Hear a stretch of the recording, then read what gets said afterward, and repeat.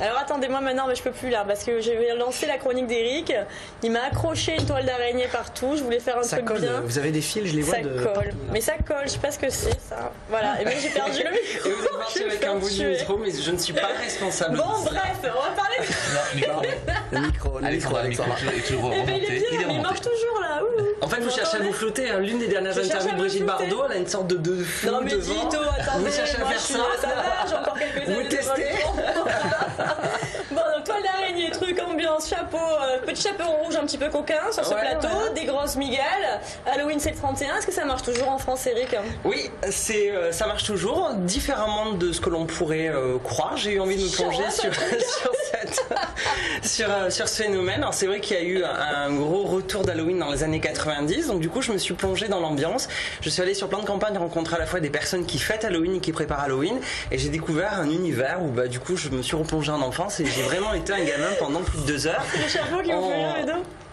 On découvre. Non, mais il va l'avoir aussi le sien de chapeau. Je sais pas. La robe de chambre, tu l'as. La robe de chambre, voilà, tout à fait. Mon rideau même. Allez, on va direction plein de campagnes, on va découvrir cet univers. Et ensuite, on en parle. Je vous donne quelques astuces, quelques infos sur Halloween pour briller dans votre prochain dîner.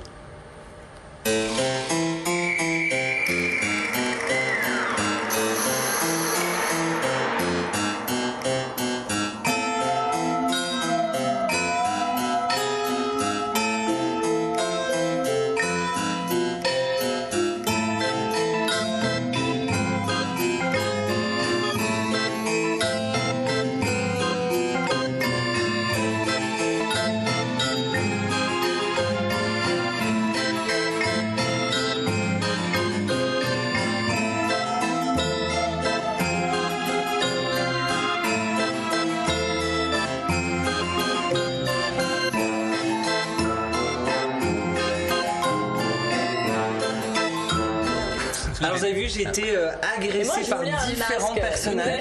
Je vous ai pas amené de masque. Enfin, il faut dire quand même sous le masque il fait 400 degrés, donc du coup je sais pas. Mais 2 minutes c'était sympa, donc ça me faisait rire ça. En tout cas, c'est bien, la prochaine fois. On pourrait avoir l'air bête avec ses chapeaux et je trouve pas. Mais en fait, pas du tout. Moi je considère que c'est un accessoire mode indispensable parce qu'on a besoin d'un plus gros cerveau, tout de suite, vous voyez qui monte. Tout va bien. Je suis le maître cervelé. Il y a que vous qui avez un cerveau un petit peu tendu. Parce que j'ai beaucoup de matière. Garde-le pour faire le service. Allez, Halloween, contre toute idée reçue, c'est vrai que c'est une fête qui nous vient des États-Unis, enfin c'est ce que l'on croit du moins, mais en fait pas du tout. Là-bas c'est une fête d'origine celte qui était célébrée en Irlande, Grande-Bretagne et Galles. Alors je vais vous donner quelques éléments d'histoire parce que je trouvais que c'était assez intéressant de se replonger finalement dans les origines. Il faut savoir que voilà, tu as un petit diaporama de 50 diapos je crois. Non, 250. Alors au départ en fait c'était donc une fête celte qui était célébrée le 31 octobre car c'était la fin d'une année et le début d'une autre. Le début de l'année, la fin de l'année était à ce moment-là. Exactement. Le but était finalement de fêter et de prier les dieux afin de les remercier des récoltes passées et des récoltes futures. C'était la fête qui s'appelait la Samin. Donc c'était vraiment le début. Il y avait les druides, les druides étaient là et préparaient moult prières pour pouvoir célébrer les dieux. Ensuite donc on voit déjà le début de ce parallèle entre la vie et la mort, entre une année qui se termine, une autre qui commence. Plus tard les Romains ont associé 2 fêtes, Feralia qui était en l'honneur des morts et ensuite Pomona qui était destinée à la déesse des arbres fruitiers.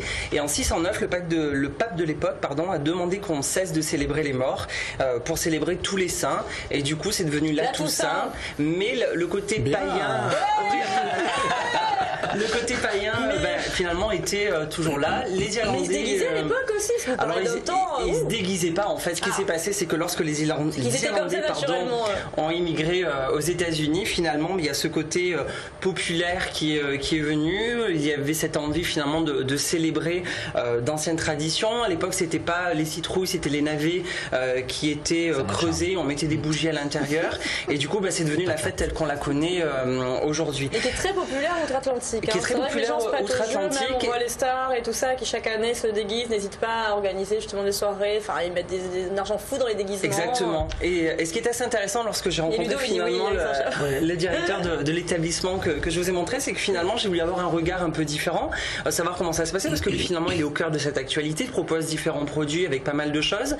Et l'idée c'était de savoir si on continuait. Il m'a dit oui, les amis continuent, les écoles continuent. Il y a vraiment une envie de pouvoir continuer à perdurer cette fête. D'ailleurs, j'ai interrogé des clients clients qui étaient là. C'est ce que j'avais demandé. On va les écouter, vous allez voir que c'est assez intéressant. Certains, moi j'aimerais bien fêter Halloween avec eux, on les écoute. Nous on le fait chaque année.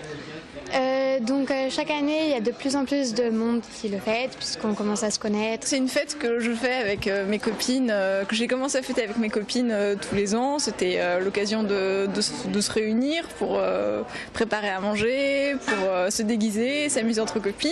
Moi cette année j'essaie de faire plutôt ça dans une forêt, dans un milieu où il fait sombre, au niveau d'un feu de camp ou importe, avec des tentes, etc. pour essayer de faire des jeux et se faire peur avant tout. Il faut aller dans les maisons qui sont décorées, voilà, parce qu'on sait que les enfants sont attendus. Donc le but étant d'être le plus laid possible. On s'amuse. Je suis plutôt zombie. J'ai plutôt envie de me déguiser en zombie. Moi, c'est toujours la même, c'est la sorcière. Culinaire, je suis pas une grande cuisinière, donc les saucisses sont feuilletées. On met des bouts de saucisses, on fait en feuilleté. Du coup, c'est orange, donc ça passe un peu. Et puis le coca orange, voilà, ça donne des couleurs, ça donne les couleurs de la fête. Et après, c'est indigestion de bonbons pendant une semaine. Alors n'hésitez pas à aller faire un tour du côté de plan de campagne pour pouvoir vous équiper avec différentes choses. Vous allez voir tout comment vous allez être un véritable gamin dans cet univers.